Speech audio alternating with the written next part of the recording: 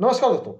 गिरफ्तारी वारंट क्या है और ये कब जारी किया जाता है, किसके विरुद्ध जारी किया जाता है? तो पूरी जानकारी आज इस वीडियो में। और यहाँ मैं एक बात फिर से कहना चाहूँगा कि लॉन्ग फॉर्मेट का जो भी वीडियो है इस चैनल पर अब वो आता है सोमवार सुबह 6 बजे, और शॉर्ट फॉर्मेट का वीडियो आता है बृहस्पतिवार सुबह 6 बजे। तो अब करते हैं इस वीडियो को कंटिन्यू। आपको जानकारी बहुत ही महत्वपूर्ण मिलने वाली है। वीडियो पर अंत तक जरूर बने रहिएगा और वीडियो पर एक लाइक करके चैनल को सब्सक्राइब करके नोटिफिकेशन बेल को जरूर प्रेस करके रखें। फ्रेंड्स, गिरफ्तारी वारंट के विषय में दंड प्रक्रिया संहिता 1973 की धारा 70 और वर्तमान में भारतीय नागरिक सुरक्षा संहिता 2023 की धारा 72 में प्रावधान है, जिसमें यह कहा गया है कि न्यायालय में उपस्थित होने के लिए किसी व्यक्ति के विरुद्ध गिरफ्तारी वारंट जारी किया जा सकता है। अब गिरफ्तारी वारंट जारी क्यों होता है? तो फ्रेंड्स, किसी व्यक्ति को न्यायालय में उपस्थित होने के लिए जब समन जारी किया गया और समन उस व्यक्ति को तामील करा दिया गया, चाहे वह व्यक्ति स्वयं उपस्थित रहा हो या उसके किसी परिवार के वयस्क सदस्य को समन तामील करा दिया गया हो, मतलब उनकी जानकारी में आ गया कि समन जारी किया गया इस मामले में और इस डेट पर न्यायालय में उपस्थित होना है। उस समन के कंप्लायंस में अगर वह व्यक्ति न्यायालय में उपस्थित नहीं होता है तो ऐसी सिचुएशन में कोर्ट दंड प्रक्रिया संहिता 1973 की धारा 70 और वर्तमान में भारतीय नागरिक सुरक्षा संहिता 2023 की धारा 72 के अंतर्गत ऐसे व्यक्ति के विरुद्ध गिरफ्तारी वारंट जारी कर सकती है। अब यहां दो बातें आती हैं। पहली तो ये कि गिरफ्तारी वारंट जमानतीय और अजमानतीय, इसमें क्या फर्क है?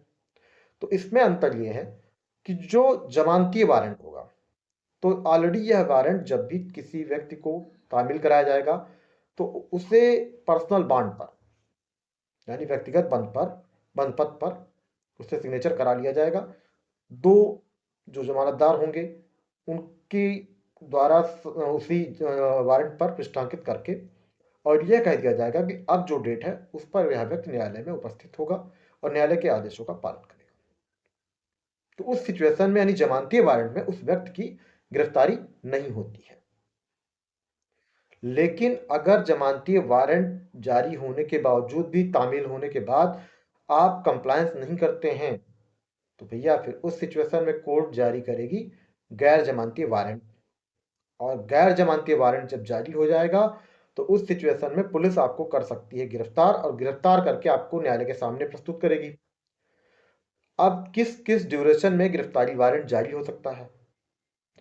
तो फ्रेंड्स, जब भी कोई एफआईआर रजिस्टर्ड हो जाए और वह आरोपी व्यक्ति, जैसा भी मामला हो, अगर 7 वर्ष तक की सजा का प्रावधान है, 41 सीआरपीसी की उसे नोटिस दी गई, वह कंप्लायंस नहीं करता है, इसके बावजूद उसका कुछ पता नहीं चलता है, तो उस सिचुएशन में न्यायालय गिरफ्तारी वारंट ऐसे व्यक्ति के विरुद्ध जारी कर सकती है और पुलिस के द्वारा उसे गिरफ्तार किया जा सकता है। सेकंड, कोई भी व्यक्ति जो न्यायालय के समक्ष उपस्थित रहा हो या जेल में रहा हो, उसकी जमानत हो गई हो और उसके बाद फर्दर प्रोसीडिंग में वह व्यक्ति पार्टिसिपेट नहीं करता है, तो ऐसी सिचुएशन में उस व्यक्ति को हाजिर होने के लिए कोर्ट गिरफ्तारी वारंट जारी कर सकती है। इसके अलावा एक महत्वपूर्ण बात, गिरफ्तारी वारंट किसी कॉजनेबल या नॉन कॉजनेबल ऑफेंस में नहीं, कभी भी जारी किया जा सकता है कोर्ट के द्वारा अगर प्रोसीडिंग्स कोर्ट में चल रही है। तो मान लीजिए कोई भी ऑफेंस जो ऑलरेडी नॉन बेलेबल नहीं, सॉरी, कॉजनेबल नहीं था, नॉन कॉजनेबल था, आरोपी ने बेल करवा ली, जमानत करवा लिया, अब इसके बाद वो न्यायालय में उपस्थित नहीं हो रहा है, तो उस सिचुएशन में न्यायालय उस व्यक्ति के विरुद्ध भी गिरफ्तारी का वारंट जारी कर सकती है। और अगर गैर जमानती वारंट जारी होगा तो उस व्यक्ति को गिरफ्तार किया जा सकता है, ये ध्यान रखिएगा। क्योंकि भले ही ऑफेंस नॉन कॉजनेबल था, असंज्ञेय प्रकृति का था, लेकिन कोर्ट के पास अब उस व्यक्ति को उपस्थित होने के लिए गैर जमानती वारंट तक जारी करने का अधिकार है। एक और भी महत्वपूर्ण बात, गिरफ्तारी वारंट केवल आरोपी के विरुद्ध ही नहीं, साक्षियों के विरुद्ध भी जारी हो सकती है या अन्य कोई भी व्यक्ति जो उस मुकदमे में किसी भी तरह से उसका संबंध है, न्यायालय उसे उपस्थित करने के लिए उस व्यक्ति के विरुद्ध समन के साथ साथ गिरफ्तारी वारंट जारी कर सकती है। अब अगर गिरफ्तारी वारंट जारी हो गया तो इसे रद्द कैसे किया जा सकता है? तो फ्रेंड्स, गिरफ्तारी वारंट रद्द होने का एक ही तरीका है कि आप कोर्ट के ऑर्डर का कंप्लायंस कर लें, तो ऑलरेडी इसका प्रोविजन स्पष्ट रूप से दंड प्रक्रिया संहिता 1973 की धारा 70 की उपधारा 2 और भारतीय नागरिक सुरक्षा संहिता 2023 की धारा 72 की उपधारा 2 में प्रावधान है कि उस वारंट का एग्जीक्यूशन हो जाए या न्यायालय से रद्द कर दे। तो एग्जीक्यूशन ऑलरेडी क्या है, तामील किया गया, इस व्यक्ति को गिरफ्तार कर लिया गया, तो वारंट तो रद्द हो गया। अब रद्द होने का मतलब क्या है कि भाई उस ऑर्डर को कोर्ट रिकॉल कर लेती है, अगर उस वारंट को रिकॉल कर लेती है तो आरोपी जेल नहीं जाएगा। अगर कोर्ट रिकॉल नहीं करती है, रिकॉल करने का मतलब है कि रिकॉल कर लिया तो ऑलरेडी फिर वह पर्सन वारंट जो है वो रद्द को कर देगी कोर्ट। अगर रिकॉल नहीं करती तो सिचुएशन में उस व्यक्ति को जेल जाना पड़ सकता है। लेकिन ये पावर कोर्ट के पास है कि कोर्ट उस वारंट को रद्द कर सकती है।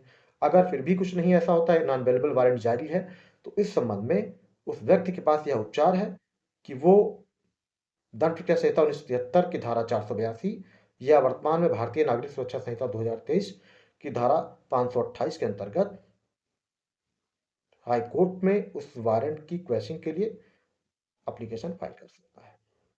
तो ये गिरफ्तारी वारंट के बारे में महत्वपूर्ण जानकारी। ऐसी जानकारियां आपको आगे भी मिलती रहेंगी, इसलिए चैनल पर बने रहने के लिए चैनल को सब्सक्राइब करके नोटिफिकेशन बेल को जरूर प्रेस करके रखें। वीडियो पर एक लाइक जरूर कर दें। आज के वीडियो में बस इतना ही। आगे मिलते हैं फिर नई जानकारी के साथ नए वीडियो में। जय हिंद, धन्यवाद।